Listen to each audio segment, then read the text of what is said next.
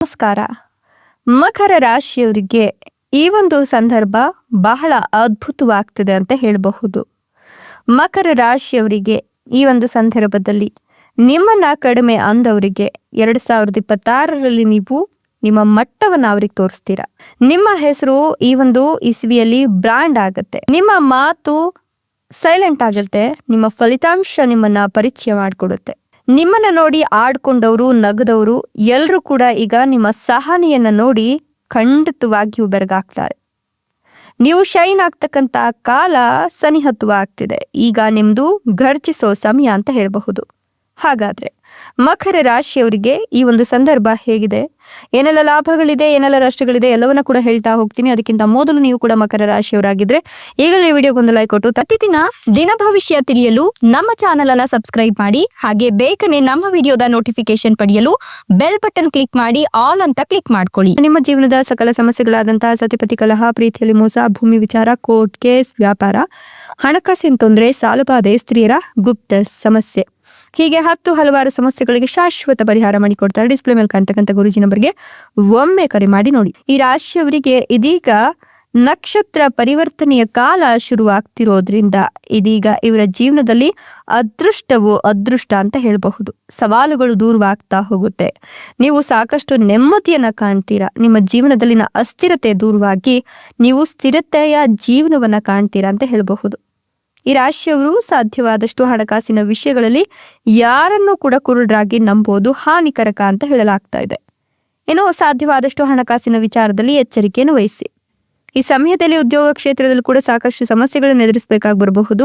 ನೀವು ನಿಮ್ಮ ಸಹೋದ್ಯೋಗಿಗಳ ಜೊತೆಗೆ ಜಗಳ ಮಾಡ್ಕೊಳ್ಬೇಕಾದ ಪರಿಸ್ಥಿತಿ ಕೂಡ ಉಂಟಾಗುತ್ತೆ. ಹೀಗಾಗಿ ಹುಷಾರಾಗಿರಿ.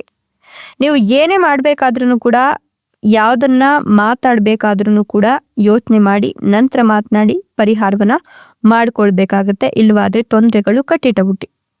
ಕೆಲಸದಲ್ಲಿ ಜಾಗರೂಕರಾಗಿರ್ತೀರಾ. ಕಚೇರಿ ರಾಜಕೀಯದಿಂದ ದೂರ ಇರ್ತೀರಾ. ವಿರೋಧಿಗಳ ಬಗ್ಗೆ ಸಾಧ್ಯವಾದಷ್ಟು ಎಚ್ಚರಿಕೆಯನ್ನು ವಹಿಸಿ. ಕುಟುಂಬದವರೊಂದಿಗೆ ಸಂವಹನ ನಡೆಸುವಾಗ ಸಂಯಮದ ಭಾಷೆಯನ್ನು ಬಳಸಬೇಕಾಗತ್ತೆ. ನಕಾರಾತ್ಮಕ ಆಲೋಚನೆಗಳನ್ನ ಹೊಂದಿರತಕ್ಕಂಥ ಜನರಿಂದ ನೀವು ಸಾಧ್ಯವಾದಷ್ಟು ದೂರ ಇರ್ತೀರಾ. ಇನ್ನು ಈ ಸಂದರ್ಭದಲ್ಲಿ ಯಾವುದೇ ಕ್ಷೇತ್ರದಲ್ಲಿ ಹಣವನ್ನ ಹೂಡಿಕೆ ಮಾಡೋದಕ್ಕೂ ಕೂಡ ಹೋಗಬೇಡಿ. ಯಾಕಂದ್ರೆ ಒಂದಷ್ಟು ನಷ್ಟಗಳು ಎದುರಾಗುವ ಸಾಧ್ಯತೆ ಇದೆ. ಉದ್ಯೋಗದಲ್ಲಿ ಹಿರಿಯ ಅಧಿಕಾರಿಗಳ ತಿರಸ್ಕಾರವನ್ನ ಕೂಡ ನೀವು ಎದುರಿಸಬೇಕಾಗಿ ಬರ್ಬೇಕಾಗುತ್ತೆ. ಈ ಒಂದು ಸಂದರ್ಭದಲ್ಲಿ ಸ್ವಲ್ಪ ಉದ್ಯೋಗದ ಕಡೆ ಗಮನವನ್ನ ಕೊಡಿ. ಶೈಕ್ಷಣಿಕ ಕ್ಷೇತ್ರದಲ್ಲಿರ್ತಕ್ಕಂಥ ವಿದ್ಯಾರ್ಥಿಗಳು ಈ ಸಂದರ್ಭದಲ್ಲಿ ಅಂದುಕೊಂಡಿರ್ತಕ್ಕಂಥ ಫಲಿತಾಂಶಗಳನ್ನ ತಮ್ಮ ಪರೀಕ್ಷೆಗಳಲ್ಲಿ ಪಡೆದುಕೊಳ್ಳಲು ಸಾಧ್ಯ ಆಗುತ್ತೆ. ಇನ್ನು ನಿಮ್ಮ ಆತ್ಮವಿಶ್ವಾಸದ ಮೇಲೆ ಈ ಒಂದು ಸಂದರ್ಭ ಪರಿಣಾಮವನ್ನು ಬೀರುತ್ತೆ. ನೀವು ಭಾವನಾತ್ಮಕವಾಗಿ ಹೆಚ್ಚು ಸಂವೇದನಶೀಲರಾಗಿರ್ತೀರಾ. ಪ್ರಯಾಣ ಮಾಡುವಾಗ ಜಾಗರೂಕರಾಗಿರಿ ಮತ್ತು ನಿಮ್ಮ ಒಡ ಹುಟ್ಟಿದವರನ್ನ ಸಂಪರ್ಕಿಸುವಾಗ ಒಂದಷ್ಟು ವೃತ್ತಿ ನಿರ್ಧಾರಗಳನ್ನ ತೆಗೆದುಕೊಳ್ಳೋಕ್ಕಿಂತ ಮುಂಚೆ, ಇವೆರಡು ಕೆಲಸ ಮಾಡೋದಕ್ಕಿಂತ ಮುಂಚೆ ಸ್ವಲ್ಪ ಯೋಚಿಸಿ, ಆಲೋಚಿಸಿ, ಅವರ ಜೊತೆ ಚರ್ಚಿಸಿ ಮುಂದುವರಿಯೋದು ತುಂಬಾನೇ ಒಳ್ಳೆಯದು. ನಿಮ್ಮ ಜೀವ ಸಂಗಾತಿಯ ಜೊತೆಗೆ ನಿಮ್ಮ ಸಂಬಂಧ ಈ ಸಂದರ್ಭದಲ್ಲಿ ಬಹಳಷ್ಟು ಸುಧಾರಿಸುತ್ತೆ ಅಂತ ಹೇಳಬಹುದು. ಮನೆಯಲ್ಲಿ ಸಂತಸ ಕೂಡ ಹೆಚ್ಚಾಗ್ತಾ ಹೋಗುತ್ತೆ. ನಿಮ್ಮ ದಿನಚರಿ ಮತ್ತು ಆಹಾರ ಪದ್ಧತಿಯ ಬಗ್ಗೆ ನೀವು ವಿಶೇಷವಾಗಿ ಗಮನವನ್ನು ಹರಿಸಬೇಕಾಗತ್ತೆ. ಆರೋಗ್ಯ ಸಮಸ್ಯೆಗಳು ಉದ್ಭವಿಸುವ ಸಾಧ್ಯತೆ ಇದೆ. ಹೀಗಾಗಿ ಹಣಕಾಸಿನ ವಿಷಯಗಳಲ್ಲಿ ಸಮತೋಲನವನ್ನು ಕಾಪಾಡಿಕೊಂಡು ಅನಗತ್ಯ ಖರ್ಚುಗಳನ್ನು ತಪ್ಪಿಸ್ಕೊಂಡು ಕೋಪ ಮತ್ತು ಉತ್ಸಾಹದಿಂದ ನೀವು ದೂರ ಇರಬೇಕಾಗತ್ತೆ. ಅತಿಯಾದ ಉತ್ಸಾಹನೂ ಒಳ್ಳೆಯದಲ್ಲ, ಅತಿಯಾದ ಕೋಪವೂ ಕೂಡ ಒಳ್ಳೆಯದಲ್ಲ. ಹೀಗಾಗಿ ಎಲ್ಲಾ ಹಿತದೃಷ್ಟಿಯಿಂದ ನೋಡೋದಾದ್ರೆ ಈ ಎರಡನ್ನು ಕೂಡ ನೀವು ದೂರ ಇಡಬೇಕಾಗತ್ತೆ ಅಥವಾ ನಿಯಂತ್ರಣದಲ್ಲಿಟ್ಟರೆ ತುಂಬಾನೇ ಒಳ್ಳೆಯದು. ಈ ಸಂದರ್ಭದಲ್ಲಿ ರಿಲೇಶನ್ಶಿಪ್ ನಲ್ಲಿ ಸಾಕಷ್ಟು ಸಮಸ್ಯೆಗಳಿದ್ರೆ ಆ ಸಮಸ್ಯೆಗಳು ನಿವಾರಣೆ ಆಗುತ್ತೆ.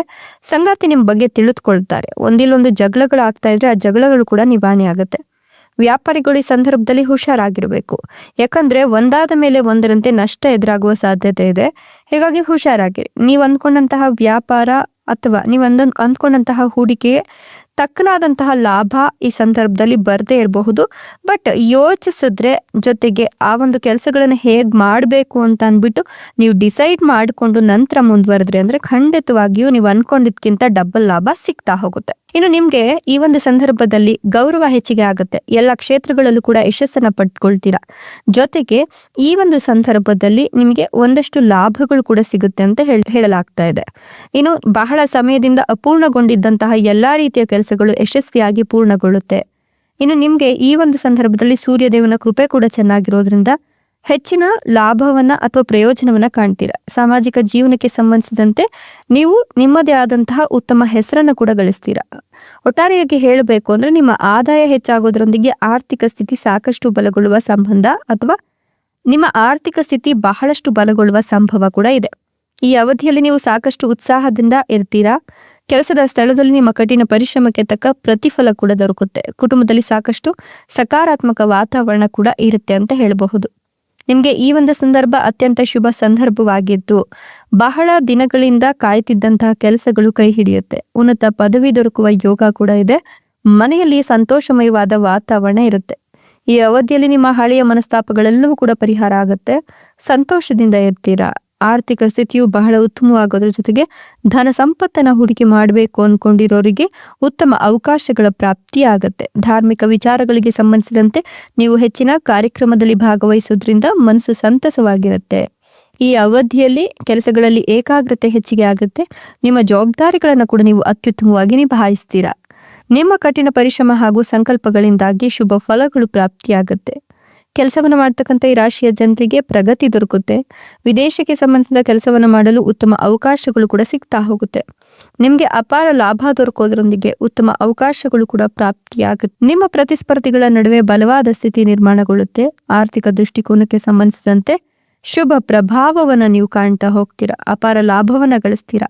ಈ ಅವಧಿಯಲ್ಲಿ ನಿಮ್ಮ ಆದಾಯ ವೃದ್ಧಿ ಆಗೋದ್ರ ಜೊತೆಗೆ ನೀವು ಹಣವನ್ನ ಉಳಿತಾಯ ಮಾಡುವಲ್ಲೂ ಕೂಡ ಯಶಸ್ಸನ್ನ ಕಾಣ್ತೀರಾ. ನೀವು ಅದೃಷ್ಟಶಾಲಿಗಳಾಗಿದ್ದೀರಾ. ಹೀಗಾಗಿ ನಿಮ್ಮ ಎಲ್ಲಾ ರೀತಿಯ ಅಪೂರ್ಣ ಕೆಲಸಗಳೆಲ್ಲವೂ ಕೂಡ ಯಶಸ್ವಿ ಆಗ್ತಾ ಹೋಗುತ್ತೆ. ಹೂಡಿಕೆಗೆ ಸಂಬಂಧಿಸಿದಂತೆ ಸಾಕಷ್ಟು ಉತ್ತಮ ಲಾಭವನ್ನು ಗಳಿಸ್ತೀರಾ. ಬಹಳ ಸಮಯದಿಂದ ಅಪೂರ್ಣಗೊಂಡಿದ್ದಂತಹ ನಿಮ್ಮ ಹಣಕಾಸಿನ ಪ್ರಯತ್ನಗಳೆಲ್ಲವೂ ಕೂಡ ಈ ಅವಧಿಯಲ್ಲಿ ಯಶಸ್ವಿಯಾಗಿ ಪೂರ್ಣಗೊಳ್ಳುತ್ತೆ. ವೃತ್ತಿ ಜೀವನಕ್ಕೆ ಸಂಬಂಧಿಸಿದಂತೆ ಪ್ರಗತಿ ಸಿಗುತ್ತೆ. ಹೊಸ ಹೊಸ ಅವಕಾಶಗಳು ಸಿಗ್ತಾ ಹೋಗುತ್ತೆ. ನಿಮ್ಮ ಹೊಸ ಯೋಜನೆಗಳೆಲ್ಲವೂ ಕೂಡ ಯಶಸ್ಸನ್ನ ಗಳಿಸುತ್ತೆ. ನಿಮ್ಮ ಮನೆಯವರೊಂದಿಗೆ ಸಂತೋಷವಾದ ಸಮಯವನ್ನ ಈ ಸಂದರ್ಭದಲ್ಲಿ ಕಳಿತೀರಾ. ಸಾಮಾಜಿಕ ವಿಚಾರಗಳಲ್ಲಿ ಭಾಗವಹಿಸ್ತೀರಾ. ಆಧ್ಯಾತ್ಮಿಕತೆಯಲ್ಲಿ ನಿಮ್ಮ ಆಸಕ್ತಿ ಹೆಚ್ಚಿಗೆ ಆಗುತ್ತೆ. ಒಟ್ಟಾರೆಯಾಗಿ ಹೇಳಬೇಕು ಅಂದ್ರೆ ಸಾಕಷ್ಟು ಸಕಾರಾತ್ಮಕ ಫಲಿತಾಂಶಗಳನ್ನ ನೀವು ಈ ಸಂದರ್ಭದಲ್ಲಿ ನಿಮ್ಮ ಜೀವನದಲ್ಲಿ ಕಾಣ್ತೀರಾ ಅಂತ ಹೇಳಬಹುದು.